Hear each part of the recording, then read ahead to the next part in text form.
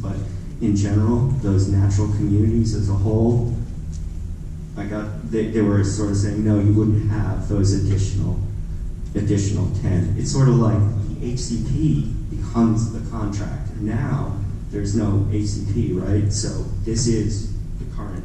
So how does the HCP, now this is a legal question, is if the HMP requirements, the Habitat Management Area requirements are in deeds, Army to FORA, then FORA gave it to all the jurisdictions, how can an agreement with a state agency modify a deed restriction, covenant running with the land, and when the Army is the enforcer because it was part of that contract, this is the whole reason the state agency says we don't want to use the BLM property because we have no jurisdiction, the state has no jurisdiction over the federal.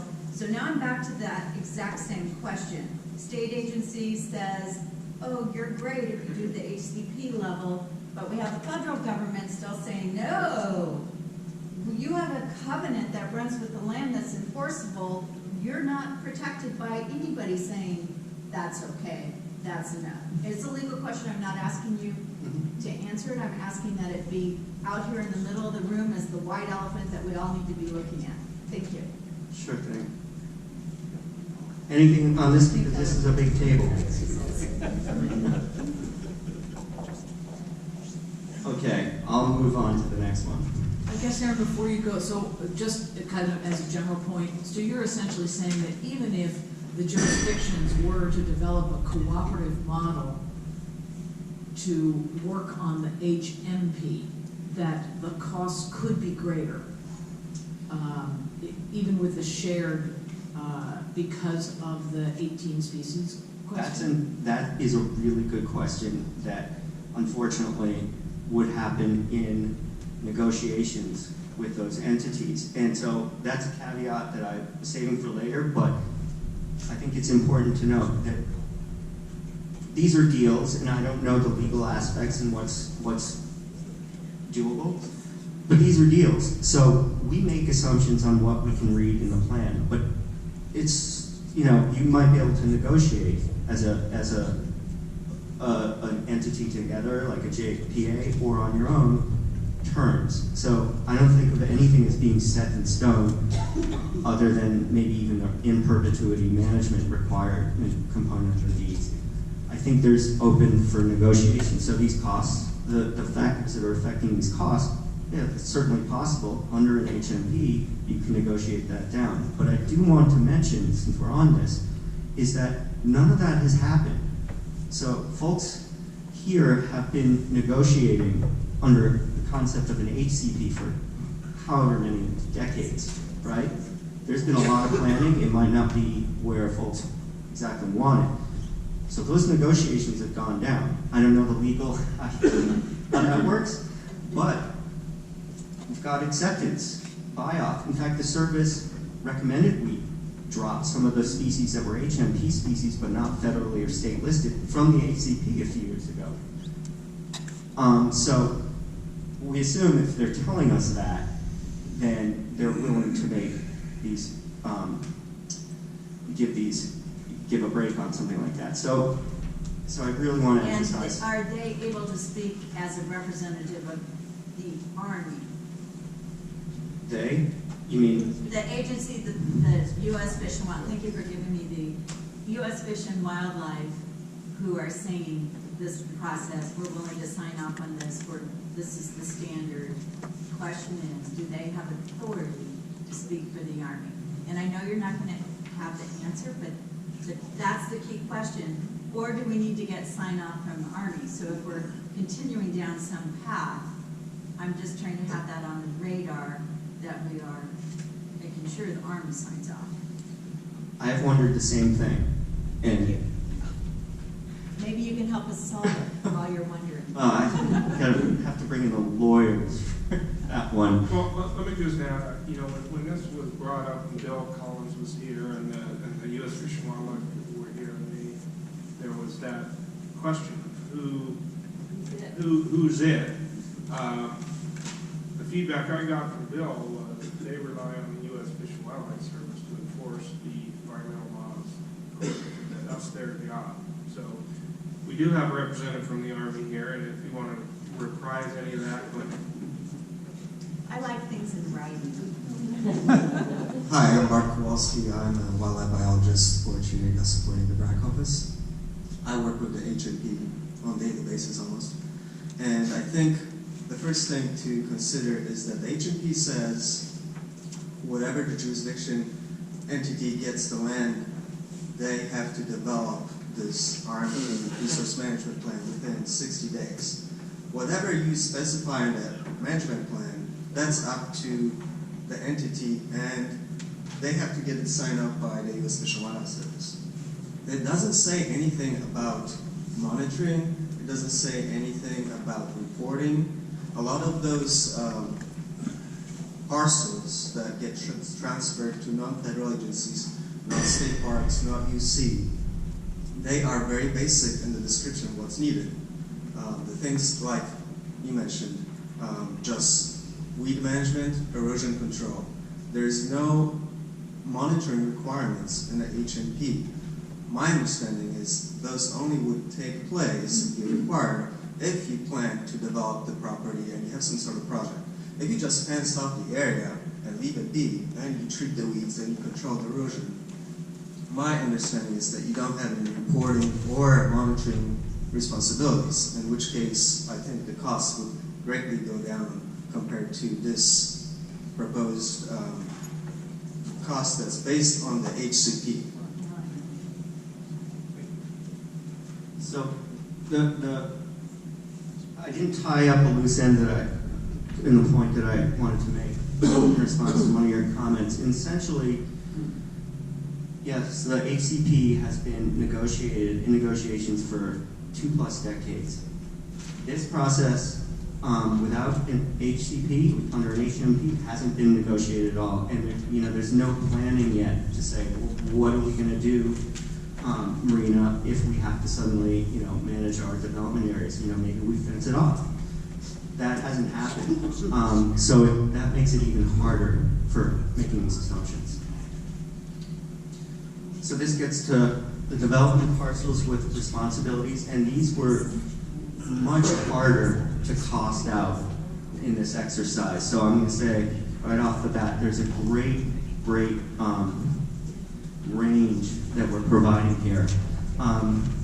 In the cost model, I think there were fewer tasks with HCP costs that we can extract or extrapolate to borderland requirements. And the borderland requirements are things that are going to have to be determined on the ground through that resource management planning process. So less is known what will be done under an HMP. Aaron, I see you checking the clock. We've consulted with the folks doing the next item, and we can go till about 11:15. So okay. We're coming towards the end here. So these are for the entities with the development parcels. And so I should mention before that, in one of the big tables, I think it's number 4 in your packet, includes the estimates for UC and state parks, but again, that goes with the explanation that I provided earlier about doing a lot of the management already. So, startup cost. This is, again, for Delray Oaks, Seaside, Monterey County, CSUMB that have development parcels with habitat management responsibilities. And again, there are details in these plans of things that might not have to happen until they're developed, or interim resource management plans that would need to be developed until a long-term plan is developed. So there's a lot of details that we had to speculate on. And so that first row, develop, arrange for, I don't have my glasses, develop and arrange for management and conservation in consultation with the BLM, and that's exactly what we're talking about. That's the effort to come up with some management planning. We just came up with a flat cost, and this is a ballpark cost, so it really, I think it's our best case scenario for, we extracted it from, where we used the low range, the lowest estimate for developing a reserve management plan that we used for our habitat management, area management. It could be considerably lower, it's just a starting point. What is the county not on So,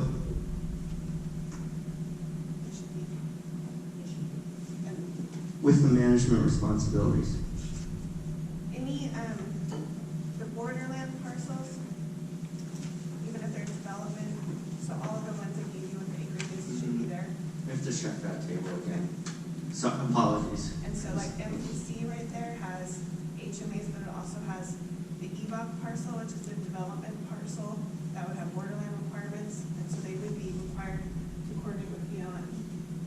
Yeah. So there's some fine tuning. Yeah, there's a lot of fine tuning and, yeah. Okay, Chief, what about if you're one of these jurisdictions that doesn't have, not under the HMP, When, but, when, okay, sorry.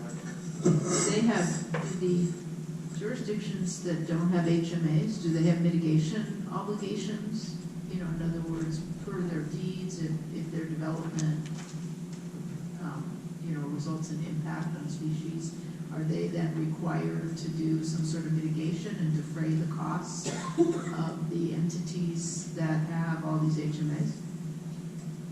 Under the Habitat Conservation Plan? No, under, like, let's say we all go separately. And so then you're City of Monterey and you're gonna develop something, and then it turns out there are impacts to species from your development. I mean, just because it isn't, you know, set aside as an HMA in the Habitat Management Plan, there still might be an impact on species, right, or wrong? Correct, If correct. there is, then is there then like a mitigation banking or something where then they have to go to one of these jurisdictions like the county that has, you know, an HMA and say, we're gonna pay part of your costs because we have to do mitigation, off-site mitigation. Have you calculated, because this looks like, oh, it's a great deal for these jurisdictions compared to the ones with HMAs, but I think it doesn't take into account that whole mitigation component. Well, one important observation that I think everyone in here would readily acknowledge is that every jurisdiction has different resources and needs, and some are greater than others on one type of resource or need, and the opposite way. So there's a lot of asymmetrical needs here, and so the situation you mentioned, that was not costed, that is not part, that is essentially a process that would have to happen even if there wasn't an HMP. If a developer or some entity causes incidental take on an endangered or threatened species, state or federally listed, they will have to work with that wildlife agency to either avoid, minimize, or mitigate.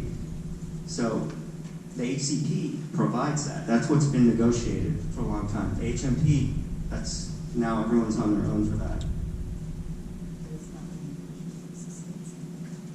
So I really caveat these estimates more than even the other ones because there's really a lot of assumptions and speculation. And like you'll see MPC having this large vehicle access control cost. And that's something that came out of specific in the HMP, and it involves fencing, and we had to get down to it and just take some measurements of a perimeter of this area and then multiply it by the cost of fencing and maintenance. And in reality, maybe that won't need to be fenced either at all or in entirety. And this is something that was developed in '96, right? So really caveat that. So is this fencing for the HMA? Okay. This is for a development parcel with, you recall that?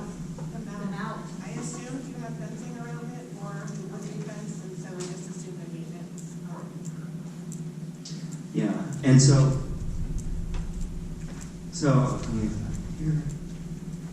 So now these are the average annual costs for the management and security related actions that would occur on these development parcels. And I'm going to start with the low end of the range. So this bottom row, HCP estimated annual cost for borderland management. That comes right out of the ACP, although we adjusted it using consumer price index to $2,019. The plan has it, I think it's still at $2,014, so it differs a little bit.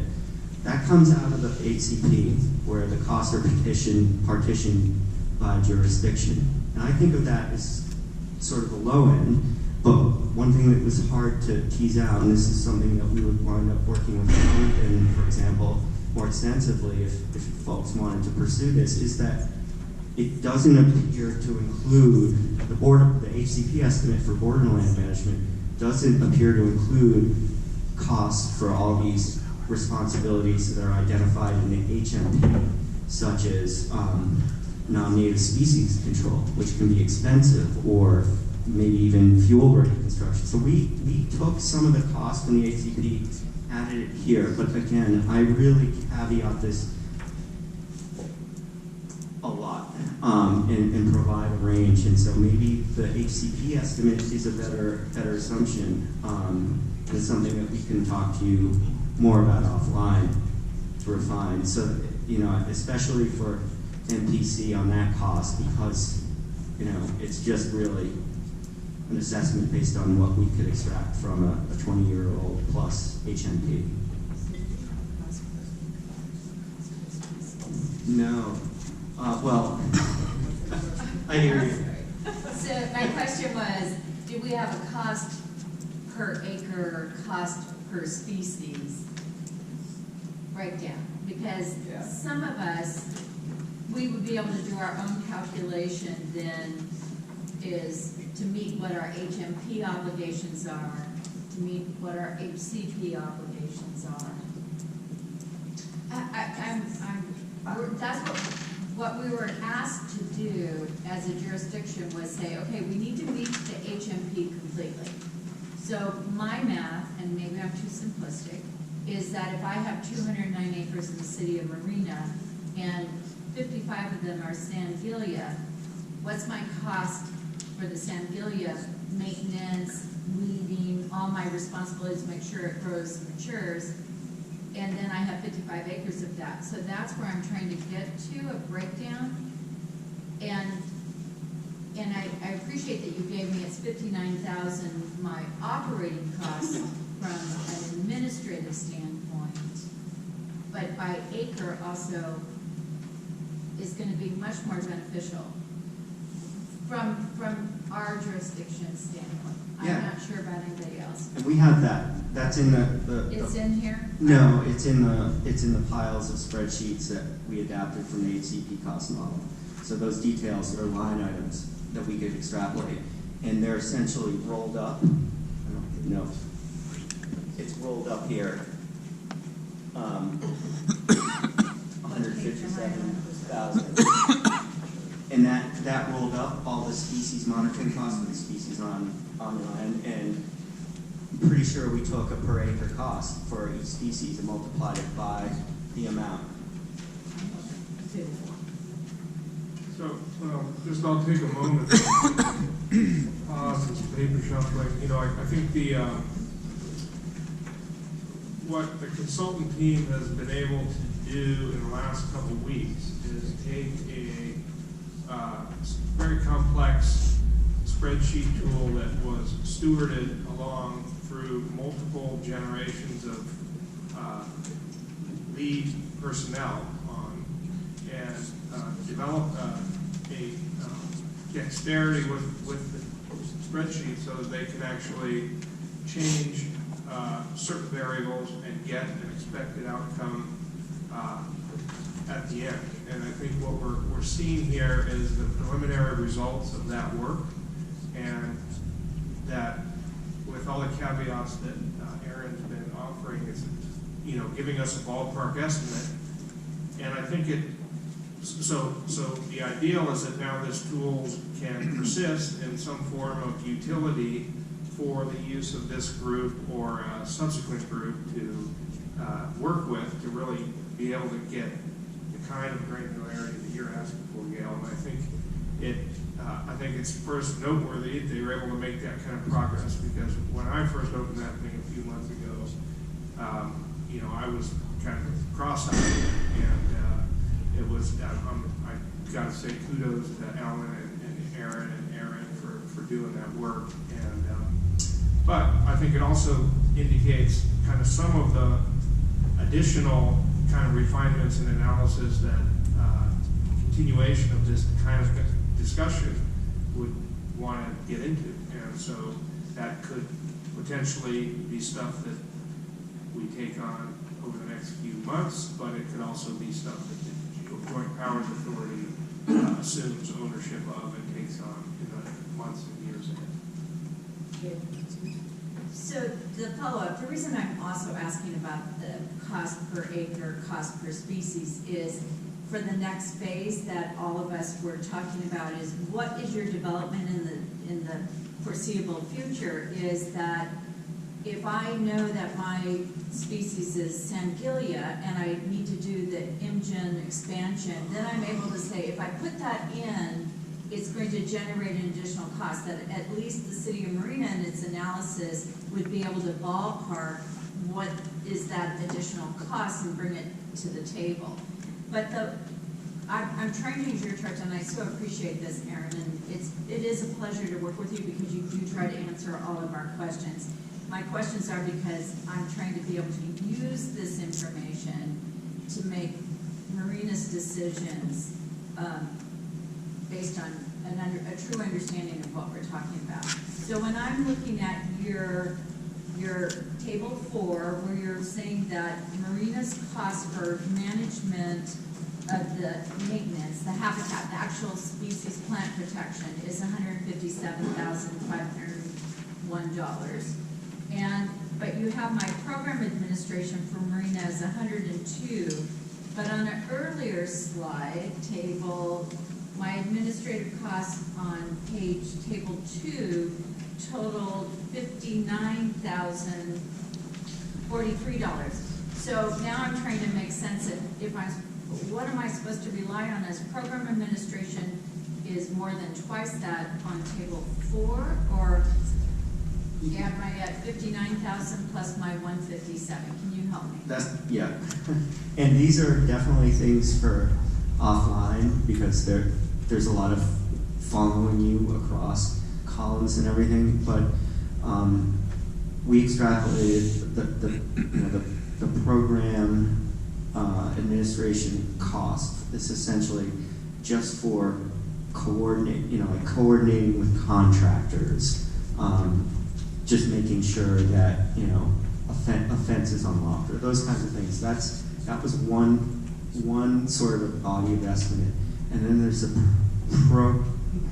I'm losing the name, but project management and annual reporting. So they might look like they're the same, but that's maybe a poorly named column for things such as really managing the habitat management work that needs to be done, and annual reporting and the monitoring, which is really the big hit. And that when we roll up that one number, and I think you said $1 for one of them, and I really want to say I wouldn't use these actual costs to estimate and extrapolate, how much it would cost to do something specifically, because I think there are too many assumptions that we haven't even gutted with you. This is really a first draft to give you, and I want to make sure I get to the conclusions because I think they'll just really emphasize what I think the value of this exercise is. Thank you. Yeah.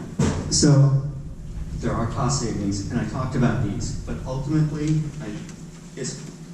even if we relax some of the costs and work with you on the assumptions, my initial calculations indicate that the cost savings, such as not including species-specific mitigation measures that are required under or just HCP-specific mitigation measures, and relaxing some of the assumptions around annual reporting requirements, and maybe not including or having lower program administrative startup costs and each jurisdiction using their own facilities and equipment. Those are savings, but we're not finding that they overcome the loss of economy of scale, because the area of land requires so many people to cover and to monitor things, and the area of land And that's a big driver. So you lose those economies of scale. And maybe we can gain something. This is just for this assumption that you're each doing this on your own. You know, like I just list a few of these things here that are lost through the economies of scale, like developing your own resource management plan and negotiating that with the Fish and Wildlife Service, or not a resource management plan for your development properties, but just planning what happens in those borderlands. You have to work with them. That's already been done. That would, you know, that's a cooperative job under the HCP, and this one assumes each jurisdiction has to go through that process.